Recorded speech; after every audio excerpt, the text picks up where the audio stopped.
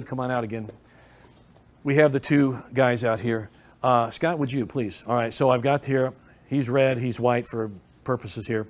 All right, now, Hajime, they bow, they hold the whole thing, and they come out. Now, here's the deal. They have to get a hold of each other before they try a technique. I think if this had been written in the rules and enforced a long time ago, we wouldn't have had a lot of problems in judo, okay? We're seeing a lot of guys come out here and they drop and they grab an ankle, or they shoot a single or double, boom, you know. No, he has to grab the guy before he attacks him. This is what makes judo different from wrestling. Okay? Two hands. Both hands, both hands. And the thing is, if I just, no, that's not good enough. Or if I just do, and then go. I have to get a grip first. Now, if we're gripping and I get my grip here, and then he does something, pulls away, then I can do a move, we're good. Because that's continuous action, isn't it? I started with a grip. I have to start with a grip. So I can't just dive in for a Morote Gari. Correct. I can do Morote Gari, but I have to start from a grip. I always say that's the difference between Morote Gari and a double leg takedown. Because Morote Gari is often, go ahead and stand and just relax, is Morote Gari here, shoot, right?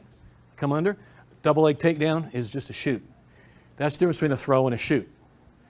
So we want to make sure they're really doing good, skillful judo, because how many times have we seen White's ahead, Scott's ahead by, let's say, in freestyle, so many points, 7 points, and he's got 6. We have 30 seconds left in the match.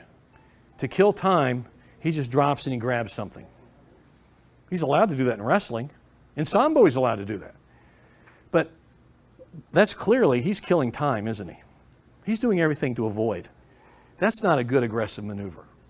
So we want to discourage that, okay? So we want to keep the element of just dropping and shooting out of it, or shoot and drop, to make sure it's more of a throw. So we have to actually grab and try a technique, okay? And that's what maybe upsets some people, but we see really good judo because of that. We see good standing judo because of that. We do. And it's worked. We initiated this rule a number of years ago, and we see better throwing techniques, not just guys dropping and shooting. So Steve, just so I'm clear, if we go for grips, I get a collar, that leg is sticking out there. I go for an ankle. We want you to have both hands on an issue. Yeah, right. The So reason I have to is, be here on yeah, the jacket, both hands. right. And then before I can go for my ankle. Right, yeah. But let's say, grab again, both hands on him. He pulls that arm back and you lost it. Now you can shoot. Go for it. Because you initially had 2 hands on him, didn't you? Right. So what that does is makes you have to grip a little better. Both of you.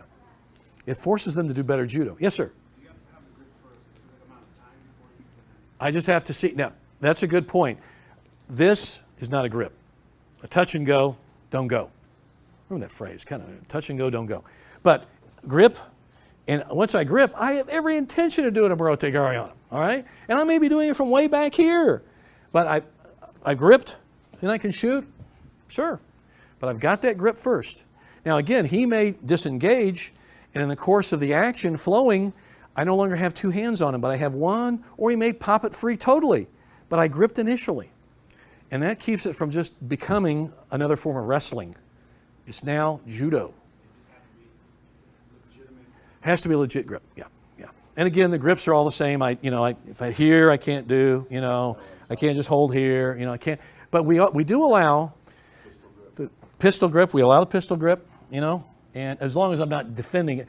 As a referee, if I see this is what I'm looking for. IGF rules are now stats. They go for that now? Yeah, you just can't defend with it. You can Yeah, throw with if I see and I'm working with this, sure, I'm working it. But if I see this to avoid, that's passivity. Yeah. Same thing, yeah. We allow belt grips as long as I'm working them. If I'm doing this to avoid by grabbing the belt, again, I'm looking for the arm length here. If I'm trying moves here, trying to throw, sure, okay. I can grab legs too. I can grab pants.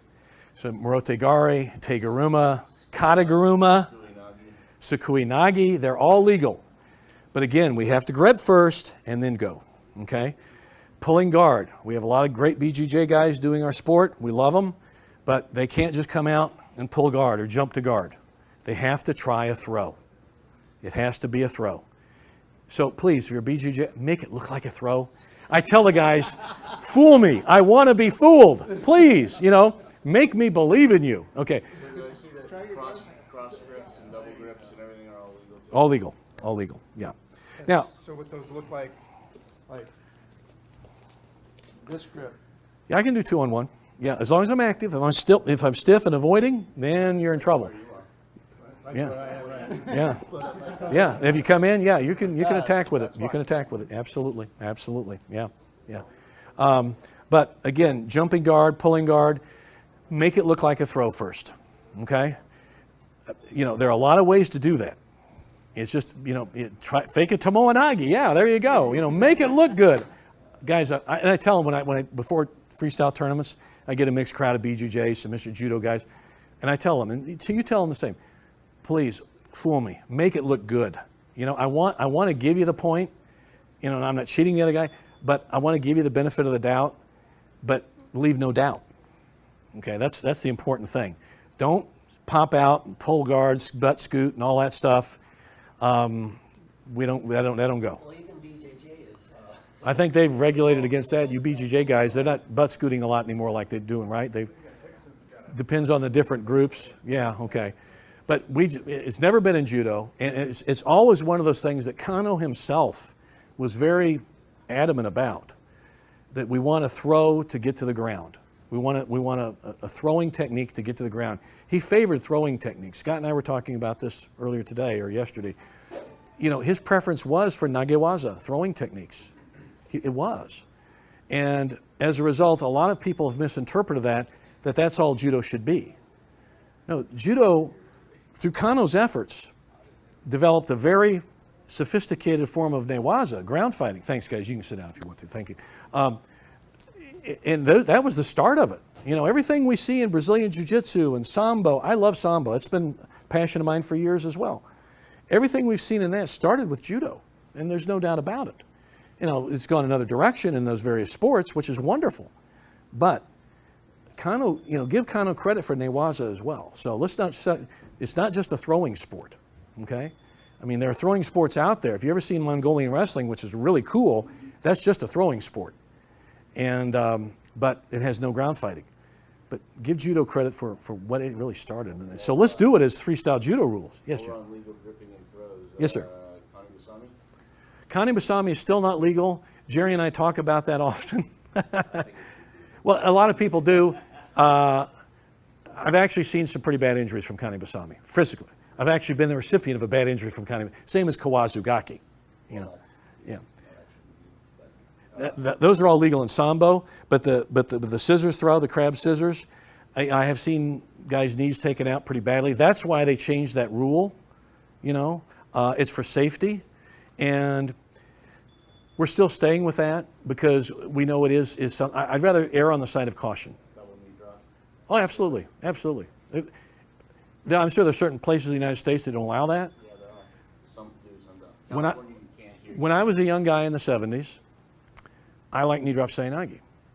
I never got ippon for knee drop seoi-nage anywhere. Best I ever got was wazari. So I made a habit of throwing and going right to newaza because the referees, they said, oh, no, that's not good judo. Well, I don't know. When you look at some of the great judo champions of those years, they were doing knee drop seoi-nage, and it's a legit throw. So double knee drop seoi-nage is absolutely. Well, they take it out of the junior division. Like Well, that's somebody else. We haven't. Knee-wise. Yeah, we haven't. That's a particular bias toward people wanting to have a certain look to judo. I agree. I don't want I to. think it should be done. So. Oh yeah, but I don't want to give that bias in our rules. There are some things that we do not allow because of injuries, safety. Okay, and I'm cool with that. But generally, freestyle judo, and it kind of went to this name. Freestyle doesn't mean anything goes, but you're free to do as much judo as you want to do. Now if something is dangerous, we don't do it. But and we will address it if we see something like that. Like uchimata and diving on the head. The reason that occurred back in about 1980 or so, we had several broken necks because of that. That's a good rule. To dive on your head when you're doing uchimata is not a smart thing to do for your health. When you're thrown and a guy bridges out top of his head and his feet, That's he pawned, whether he likes it or not, because if you bridge, there were broken necks because of that. So there's certain things we don't, because of that. There's strictly, and Connie Basami's in that realm because there was a while that there were some pretty bad injuries actually because of that. And we still remember